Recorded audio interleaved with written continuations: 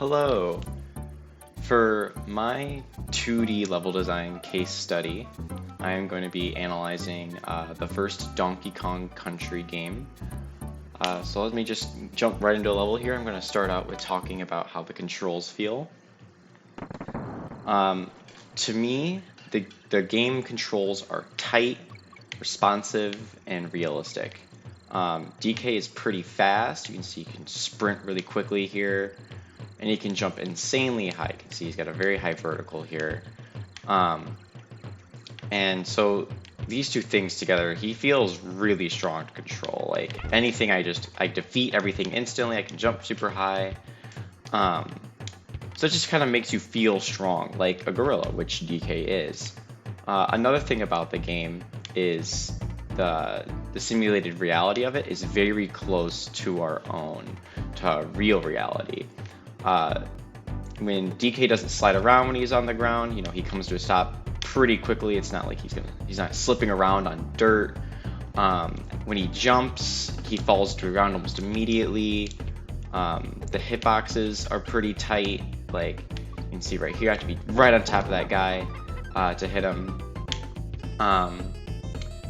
So a little bit about the game feel. So how the game design supports the controls and the simulated reality is that a lot of the jumps in this game are going to be very wide or very tall. Like right here, I need to have an enemy right here to jump onto these trees here. You won't really see this too much in the earlier levels, but you'll notice them in the later levels how far the game will stretch, how you need to go, and how far you need to jump and stuff like that. So you have wider pits to jump across, or even taller things to jump up onto. So part of the pedagogy of the game is you can see that a lot of the areas have bananas, or what's it called? Special letters like that. You can hear the bananas are just supposed to follow these straight through to the end. When I get out here, you'll see right here, you'll notice that there's a little banana right there to show me to jump over to this pit real quick. And then, you know, you got the exit sign to the end. That also tells the player like where to go and how to make it to the end of the level. So a really good example of the game using affordances is here in this level. This level teaches you how to use ropes. Let me get over to it real quick to defeat these enemies. So you'll notice that right here, after you defeat this enemy, there's nothing to the right of me. If I jump, there's nothing else to jump onto. I just die. So what to do right here, if I was a new player, is I would be confused. I'd be like, what am I supposed to do quite right here? And the answer is kind of simple. They see this rope swinging right here, and they see bananas up top. They see like the tree line where they can jump onto, and so they figure out like, well, maybe they'll try and go back, jump up here, maybe try and jump over to this side, but it doesn't get you anywhere close. So right now, the only thing you can see is this little swinging rope trying to kind of draw your attention, and it's the only thing the player can do. So the only option the player has is to try and do something with this rope. So generally, the first thing you can try and do, only thing you really can do is try and jump up to it and see if it does anything. And when you do it, you're on the rope now. You're actually holding onto it. And if the player tries to move around, they'll notice that they can't move off it. You can only go up and down. You can tilt left and right with the control stick, but that's about it. So how do you get off it? Well, it's simply you got the banana trail right there, kind of showing you where to go. So maybe if I try jumping, look at that. Now I'm off the rope. So I think that's a really good way to draw the player's attention to the rope and show them how to use it. Again, it's right here. They're luring me with the DK barrel up top. I can use the rope and grab the DK barrel. So then just a little bit further here, you got a very similar thing.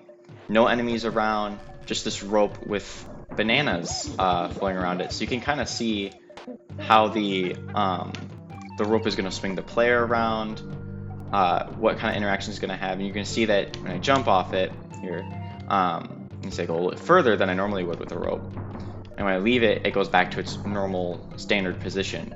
Normally, late in later levels, these ropes are already swinging, but for the sake of the player, they're stationary to kind of just learn how to get a feel for the ropes and stuff like that. So next I'm going to be talking about the pacing of the levels. So usually the levels get gradually harder as you go on. Usually they'll introduce a mechanic in the first bit of it, and then start to expand upon that. So I'm going to go to the second world here and go to level 2. There's a really good level based on minecarts in it. It's the first minecart level. So you've, right here, you're starting the level, and then so right here you've got the banana trail just kind of guiding you, going around. You can see right here you got this banana trail right here, kind of guiding the player like, hey, you can get these bananas right here. It's showing you the player how the minecart works, so you can jump and reach those bananas. And then right here it's showing you that it's the first step in learning how the minecart levels work, is that the tracks are going to be broken in spots, and that when you drive off a broken track, you can follow the banana trail right here and you'll glide off and go to the next spot. So just kind of showing you that, hey, these rails are going to be broken, you're going to need to be able to go over them. And then so the first jump you actually have to do right here is right here. And see, again, they're showing you how to jump over these. Because you can see the little Kong emblem right there, enticing the player to jump for it. So you kind of see it get the jumping over the pits right now. The banana trail is guiding me to jump over them. Right now it's fairly standard, kind of jumping over pits of like the same height. But you see right here, here's like a different sized one, going like up, jumping from a higher pit to a lower pit, like right here. And then right here, you're gonna see that it's gonna have a different type of jump. It's gonna be jumping from a lower to a higher, which is a really high jump. So it's teaching you the first 3 jumps of the level. One's gonna be hard, the next one's gonna be, or the first ones are kind of easy, you can just do like a light jump. The ones where it's going downhill, you barely have to jump, if any. But for right here, you have to jump really high to make it to that one. So then, after you kind of learn the basics of the jumps, it's gonna show you the next thing here. This next obstacle is, hang on, right there. You can kind of see it. Is these fallen over minecarts. So these force the player to jump earlier, because if you hit them, you're gonna lose a life or die if you're only one of the characters. So this is the second mechanic that gets introduced, and it shows you that. So you go against it a couple times here on its own, but now you're having to make jumps before them. And you can see right there, that's the next thing, the next enemy. The next step in this level is these enemy minecarts that will come at you from across the screen. So this is going to be the third thing that the player is going to have to go against in these minecart levels, is not only going to have to jump over pits, they're going to have to jump over fallen minecarts, and they're going to have to jump over these guys. So the level gets gradually harder as you have to manage jumping over these guys, you have to jump over pits, and you have to jump over the fallen minecarts, and often rapid succession. So you can see I got hit right there. You'll notice that the level, when you started, it was just jumping over pits, but now I'm having to do a lot of jumps all in a row, jumping over enemies, doing a lot of rapid jumps in order to complete the level. You can see right here, there's a ton of jumps I have to make, and then there's gonna be one last guy at the end here, just to be rude. So you can see that the level, I can go back to the beginning here. The difference, or the checkpoint here, but you can see the difference in the level philosophy as it goes on, is that the more stuff it adds, the harder the level gets, and the deeper the complexity is, the level. So that was just a little bit about Donkey Kong Country's 2D level design and philosophy. DK is a very strong and fast character. The reality of the game is very close to our own. The game design itself supports DK's movement by giving him lots of tough jumps. They're really far, they're really tall. Sometimes you'll have to jump upon multiple enemies to reach different areas. The pedagogy of the game will use banana trails and other goodies to guide the player. It uses affordances in teaching the player. It'll only show them one thing at a time with a general amount of safety with each new thing that it tries to teach the player.